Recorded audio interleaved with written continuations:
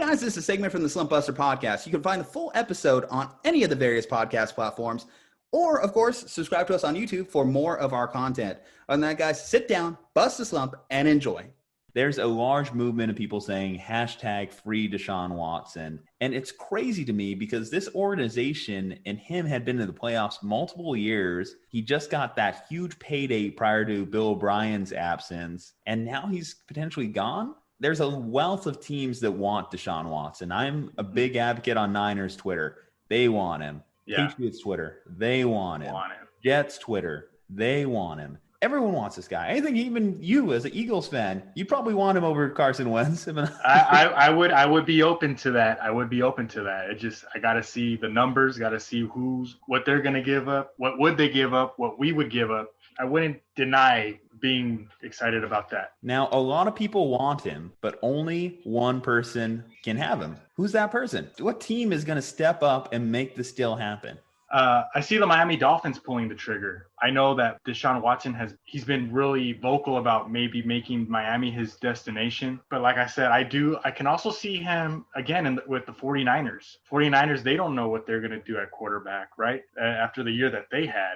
I do see a dark horse like Miami. I know we just named teams that were not the Miami Dolphins, but I kind of do still see Miami. Are they sold on Tua? I don't know, but I do see Miami kind of saying, hey, if the opportunity is there to go get Deshaun Watson, let's do it. And not only that, they have Houston's draft pick also. They have the number 3 pick. Go get them some weapons and see what you can do and make a trade for them. But I do see San Francisco coming out and, making a move for him. And I think that'd be probably great for his career as far as a restart with all those weapons you have at receiver and at tight end. So, and then on top of that, you got to hang with the Seahawks, the Cardinals, and the Rams. You're the only team in the division who doesn't really have a quarterback. How do you say? I mean, that's not a backup. Well, I've been a big Jimmy Garoppolo defender for the last couple of years.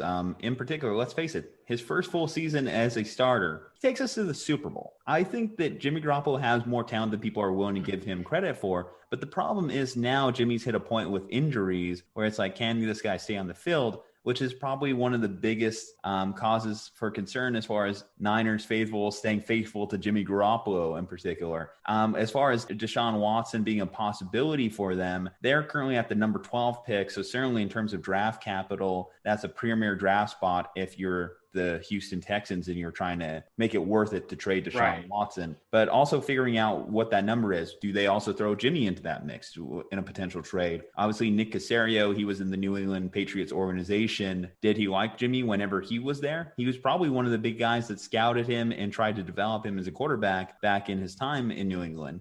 So potentially, if you can make Jimmy Garoppolo and a couple first rounders work for Deshaun Watson, that sounds like a perfect trade package. But if you're Houston, then you have to weigh that. Is that more worth it than if the Miami Dolphins are willing to throw in Tua and a couple draft picks themselves? Because if I was just on a one-on-one basis taking Jimmy Garoppolo or Tua, based off what I saw from Tua last year, I'm actually taking Jimmy. I feel more confident in his ability to stretch the field, make things on third down, and just be a more consistent NFL quarterback. Because watching Miami Dolphins games, nothing really stood out about Tua. It's kind of boring, hard to watch football. And that's why I understood why they kept throwing Ryan Fitzpatrick into that mix, because like 3 Miami Dolphin players said in recent interviews, they weren't sold on the Tua move from the start. Yeah, and not only that, but it just came out of nowhere.